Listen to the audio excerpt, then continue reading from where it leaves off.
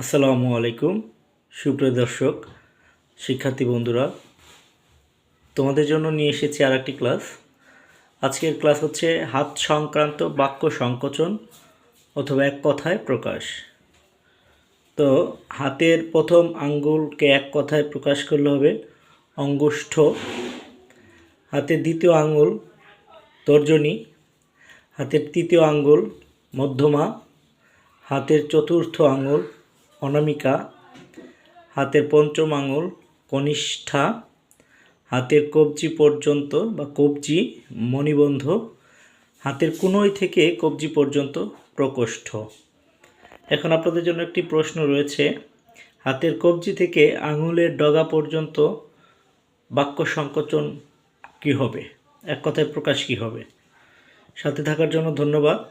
এভাবে বিভিন্ন ক্লাস পাওয়ার জন্য সাথে থাকার জন্য অবশ্যই সাথে